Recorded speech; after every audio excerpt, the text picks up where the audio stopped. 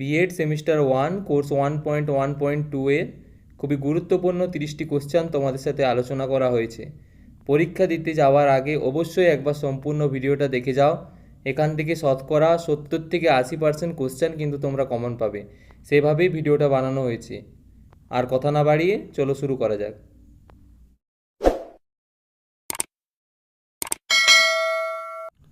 Operation blackboard কি? শিক্ষার দ্রুত এবং সর্বাত্মক সাফল্যের চেষ্টায় জাতীয় শিক্ষানীতি 1986-তে প্রাথমিক শিক্ষার মানের উন্নতি ঘটাতে অপারেশন ব্ল্যাকবোর্ড কর্মসূচি রচিত হয়। এই পরিকল্পনায় প্রতিটি প্রাথমিক বিদ্যালয়ে থাকবে 2 কক্ষের পাকা বাড়ি, 2 জন শিক্ষক যার মধ্যে একজন শিক্ষিকা, এছাড়াও ব্ল্যাকবোর্ড, চক, ডাস্টার, ম্যাপ, চার্ট, শিশুদের খেলার উপযোগী সামগ্রী, ক্যাসেট, টেপ রেকর্ডার প্রভৃতি সরঞ্জাম। 45 নম্বর ধারার সুপারিশগুলির উল্লেখ করুন। ভারতীয় সংবিধানের নির্দেশাত্মক নীতিগুলির 45 নম্বর ধারায় উল্লেখ করা হয়েছে যে সংবিধান প্রচলিত হওয়ার দিন থেকে 10 বছরের মধ্যে রাষ্ট্র 14 বছর বয়সী সকল শিশুদের জন্য অবৈতনিক ও বাধ্যতামূলক শিক্ষার ব্যবস্থা করবে। বিদ্যালয় গুচ্ছের 2টি গুরুত্বপূর্ণ বৈশিষ্ট্য লিখুন। বিদ্যালয় গুচ্ছের 2টি গুরুত্বপূর্ণ বৈশিষ্ট্য হল বিদ্যালয়গুলির মধ্যে বিচ্ছিন্ন মনোভাব দূর করা, বিদ্যালয়গুলির মধ্যে পারস্পরিক সহযোগিতার মনোভাব গড়ে তোলা। বিভেদীকরণের অর্থ কী? বিভেদীকরণ শব্দটি ল্যাটিন শব্দ ডিসক্রিমিনেট থেকে এসেছে। ইংরেজি ডিসক্রিমিনেশন শব্দের অর্থ পৃথক করা বা পার্থক্য করা।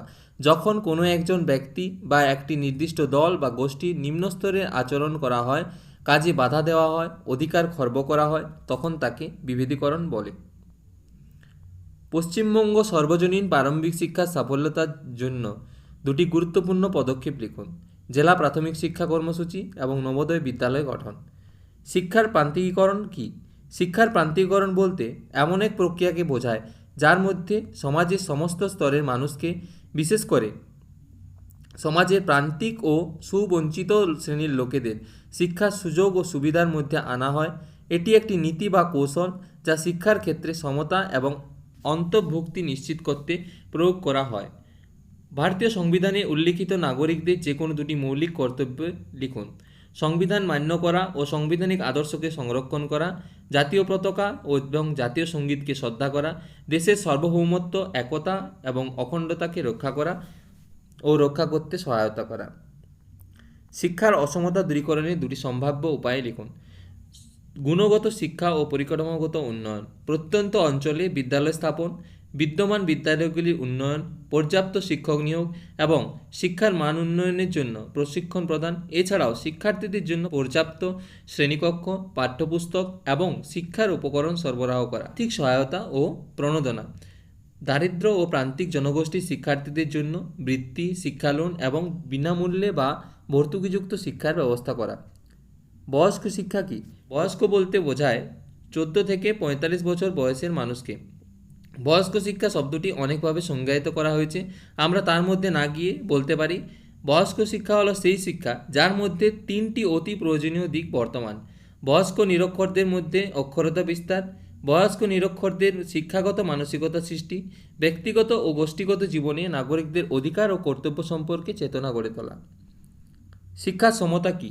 শিক্ষার সমতা বলতে বোঝায় জাতি, ধর্ম, বর্ণ, সামাজিক মর্যাদা, আর্থিক সংগতি, লিঙ্গ বা অঞ্চল নির্বিশেষে রাষ্ট্রের সকল নাগরিকের নিজস্ব প্রবণতা ও ক্ষমতা অনুসারে আত্মবিকাশের সুযোগ সৃষ্টি করা এবং রাষ্ট্রের সাধ্য অনুসারে সকলের প্রয়োজন মতো সর্বোত্তম সুযোগ দেওয়ার ব্যবস্থা করা। শিক্ষার সমসুযোগ সৃষ্টি একটি অন্যতম গুরুত্বপূর্ণ সামাজিক লক্ষ্য, কারণ একমাত্র শিক্ষার মাধ্যমে পিছিয়ে পড়া শ্রেণী বা বঞ্চিতদেরকে সকলের সঙ্গে একাসনে বসানো সম্ভব। বিভিন্ন প্রকারের মূল্যবোধ কী? মূল্যবোধ হলো এক ধরনের জৈব মানসিক প্রবণতা।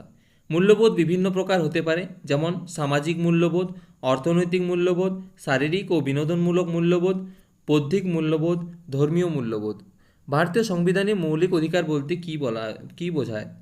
ভারতীয় সংবিধানে মৌলিক অধিকার বলতে এমন কিছু অধিকারকে বোঝানো হয় যা প্রত্যেক ভারতীয় নাগরিকের জন্য অপরিহার্য এবং মৌলিক। এগুলি রাষ্ট্রের দ্বারা স্বীকৃত ও সুরক্ষিত এবং নাগরিকদের ব্যক্তিগত স্বাধীনতা, নিরাপত্তা এবং সমানাধিকার নিশ্চিত করে। মৌলিক অধিকারগুলির মধ্যে রয়েছে জীবন ও ব্যক্তিগত স্বাধীনতা, সমতা, ধর্মীয় স্বাধীনতা এবং আইনগত সুরক্ষা। ভারতীয় সংবিধানের যুগ্ম তালিকা বলতে কী বোঝায়? ভারতীয় মূল সংবিধানে অনেকগুলি ধারার অন্তর্গত বিষয়গুলি কেন্দ্র ও রাজ্য সরকার যৌথভাবে বহন করে। এই ধারাগুলির দ্বারা প্রস্তুত তালিকাটিকে ভারতীয় সংবিধানের যুগ্ম তালিকা বলা হয়। বিদ্যালয় শিক্ষার মূল্যায়নের পদ্ধতি সম্পর্কে ভারতীয় শিক্ষা কমিশন 1964 থেকে 1966 যে কোনো দুটি প্রধান সুপারিশ উল্লেখ করো। বিদ্যালয় শিক্ষার মূল্যায়নের পদ্ধতি সম্পর্কে দুটি সুপারিশ হলো, শিক্ষার্থীদের লিখিত পরীক্ষার সঙ্গে মৌখিক পরীক্ষাও থাকবে, নম্বর পরিবর্তে গ্রেড প্রথা চালু করতে হবে।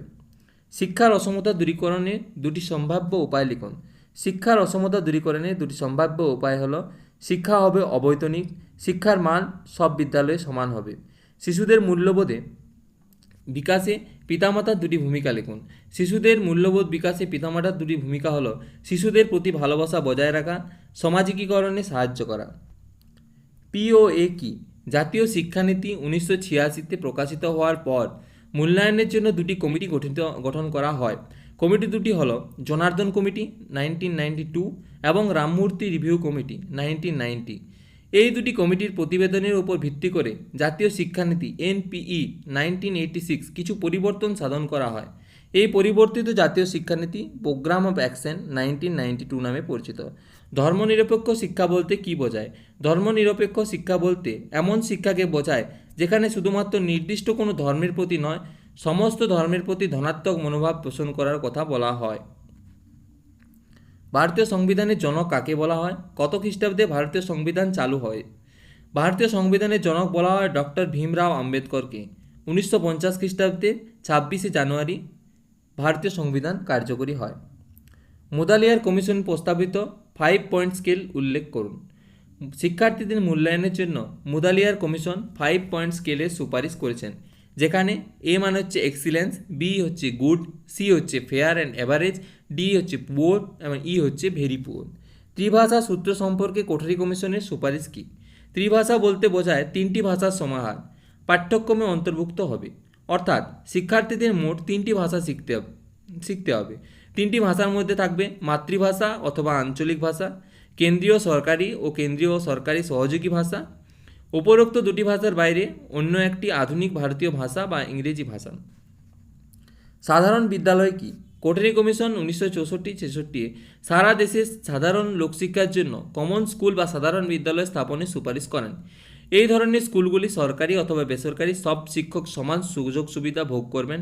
বেসরকারি স্কুলগুলিতে সরকার শিক্ষক ও মালিক পক্ষের প্রতিনিধি নিয়ে পরিচালন সমিতি গঠন করতে হবে।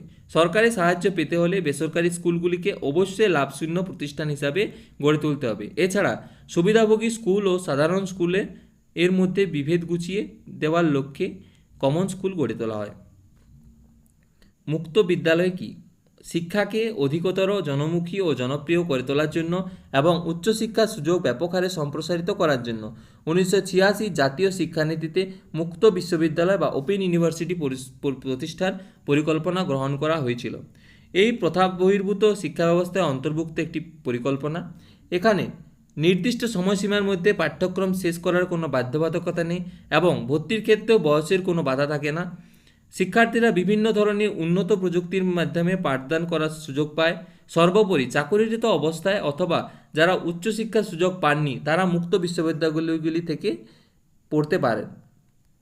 স্কুল ছুটের হার বলতে আপনি কি বোঝেন? বিদ্যালয়ে ভর্তি হওয়ার পর যারা মাঝপথে পড়াশোনা ছেড়ে দেয় তাদের স্কুল ছুট বলা হয়।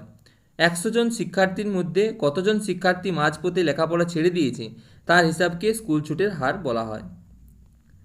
সকলের জন্য শিক্ষা কি? সকলের জন্য শিক্ষার অন্তর্নিহিত বক্তব্যটি হলো জাতি, ধর্ম, অঞ্চল ও স্ত্রী পুরুষ নির্বিশেষে সকলের জন্য সমমানের শিক্ষার ব্যবস্থা করা। বিশেষ করে আমাদের সমাজে পিছিয়ে পড়া এবং দুর্বল শ্রেণী যথা তফসিল উপজাতি, সংখ্যালঘু মহিলা প্রমুখ সকল শ্রেণীর জন্য যাবতীয় সুবন্দোবস্ত করা, যাতে তারা প্রত্যেকে শিক্ষার আঙিনায় আসার সুযোগ লাভ করে। নারী শিক্ষার উন্নয়ন ঘটাতে হবে, এটাই সকলের জন্য শিক্ষার মূল স্লোগান। বিদ্যালয়ের পাঠ্যক্রমে আন্তর্জাতিক বোঝাপড়ার দুটি গুরুত্বপূর্ণ কর্মসূচি উল্লেখ করো। বিদ্যালয়ের পাঠ্যক্রমে আন্তর্জাতিক বোঝাপড়ার দুটি গুরুত্বপূর্ণ কর্মসূচি হলো পাঠ্যক্রমের পুনর্বিন্যাস, বিশ্বশান্তি এবং আন্তর্জাতিক অনুকূল মনোভাব গড়ার জন্য পাঠ্যক্রম এবং বিভিন্ন বিষয়ে পাঠ্যসূচির পুনর্বিন্যাসের প্রয়োজন। ভূগোল, ইতিহাস, বিজ্ঞান, গণিত, ভাষা, সোশ্যাল স্টাডিজ অর্থনীতি প্রভৃতি পুনর্বিন্যাস করে এমনভাবে পাঠদান করতে হবে যাতে বিষয় পাঠের মধ্য দিয়ে আন্তর্জাতিক বোধ গড়ে ওঠে। পাঠদান কোনো বিষয়ে আলোচনা ওই বিষয়ে বিভিন্ন দেশের অবস্থা তুলে ধরা যেতে পারে। পাঠদানের সময় শিল্প, বাণিজ্য, অর্থনীতি, যোগাযোগ ব্যবস্থা ইত্যাদির ক্ষেত্রে বিভিন্ন দেশের মধ্যে তুলনামূলক আলোচনা, পারস্পরিক নির্ভরশীলতা ইত্যাদির উপর গুরুত্ব দেওয়া প্রয়োজন। শিক্ষার সমানাধিকার বলতে কী বোঝো? শিক্ষার সমসূচকের প্রকৃত অর্থ হল ধর্ম, বর্ণ, জাতি, সামাজিক মর্যাদা, আর্থিক সামর্থ্য, সুসংগতি, স্ত্রী পুরুষ, অঞ্চল নির্বিশেষে রাষ্ট্রের সকল নাগরিককে নিজস্ব প্রবণতা ও দক্ষতা অনুসারে আত্মবিকাশের অধিকার হওয়া। সেক্ষেত্রে রাষ্ট্র সাধ্য অনুসারে সকলের জন্য প্রয়োজন অনুযায়ী সর্বোত্তম শিক্ষার সুযোগ ও পরিসর রচনা করবে। এটি হলো শিক্ষার সমানাধিকার। গ্রামীণ বিশ্ববিদ্যালয় কি? ভারত স্বাধীনতা লাভ করার পরে ভারতে হাজার হাজার গ্রামের বিশেষ প্রয়োজন মেটাবার উপযোগী বিশ্ববিদ্যালয় স্থাপনের প্রয়োজনীয়তা দেখা দেয় এবং তা থেকে গ্রামীণ বিশ্ববিদ্যালয় পরিকল্পনা শুরু হয়। কমিশন বুঝেছিল তৎকালীন যেসব কলেজ বিশ্ববিদ্যালয় ছিল সেগুলিতে প্রধানত শহরের ছেলেমেয়েরা উচ্চশিক্ষার সুযোগ পেয়ে থাকে, তাই গ্রামে যেসব ছেলেমেয়েরা বাস করে এবং যাদের শহরে এসে পড়ার সুযোগ হয় না তাদের উচ্চশিক্ষার জন্য কমিশন গ্রামীণ বিশ্ববিদ্যালয় নামে এক নতুন বিশ্ববিদ্যালয় পরিকল্পনা গ্রহণ করেছিলেন। স্বশাসিত কলেজের দুটি বৈশিষ্ট্য লেখো। স্বশাসিত কলেজের দুটি বৈশিষ্ট্য হলো এরা নিজেরা পাঠ্যক্রম নির্মাণ করতে পারে আর এরা নিয়মকানুন পরিবর্তন করতে পারে। অর্থনৈতিক বৈষম্যের দুটি কারণ উল্লেখ করো। অর্থনৈতিক বৈষম্যের দুটি কারণ হলো শিক্ষার অভাব ও দারিদ্রতা। মূল্যবোধ কী? ব্যক্তি তার জীবনে অভিজ্ঞতার ভিত্তিতে ব্যক্তিগত চাহিদা ও সামাজিক আচার আচরণ রীতিনীতির সঙ্গে সামঞ্জস্য বিধানের মাধ্যমে নিজস্ব জীবনাদর্শ গড়ে তোলে। এই জীবনাদর্শের সঙ্গে অনুভূতি কেন্দ্রের যোগসূত্র স্থাপিত হলে তাকে বলা হয় মূল্যবোধ। জীবনাদর্শের সঙ্গে অনুভূতি কেন্দ্রের যোগসূত্রে গড়ে ওঠে ব্যক্তির জৈব মানসিক সংগঠন। দার্শনিকেরা এই জৈব মানসিক সংগঠন তথা মূল্যবোধকে ব্যক্তির একক জীবন দর্শন বলেও বিশ্লেষিত করেছেন। শিশুর মূল্যবোধ বিকাশে পিতামাতা দুটি ভূমিকা লিখুন। শিশুরা হচ্ছে স্রষ্টার মহান সৃষ্টি, তারা নিষ্পাপ অস্ফুট পুষ্পগুলির মতো পবিত্র। পিতামাতা অভিভাবকদের কাছে কোমলতা, মমতা, আদর পেলে তাদের হৃদয় আনন্দ উচ্ছ্বাসে ভরে ওঠে, যা শিশুর মানসিক বিকাশের জন্য একটি অপরিহার্য উপাদান। শিক্ষণ ও প্রশিক্ষণ বয়ঃপ্রাপ্ত হওয়ার পরে মানব সন্তানের ওপর বহুমুখী দায়িত্ব অর্পিত হয়। এই পর্যায়ে সে যথাযথ আপন কর্তব্য পালন করতে পারে। এই জন্য শিশুর মধ্যে যখন থেকে ভালো মন্দ, ন্যায় অন্যায় বোধাদয় সূচিত হবে, জ্ঞানের প্রথম আলোর উন্মেষণ ঘটতে শুরু করবে, তখন থেকেই শুরু হবে তার শিক্ষণ ও প্রশিক্ষণ। পরিবারের মধ্যে সঠিক শিক্ষণ ও প্রশিক্ষণের দ্বারা তাদের মধ্যে মূল্যবোধের সূচনা ঘটে।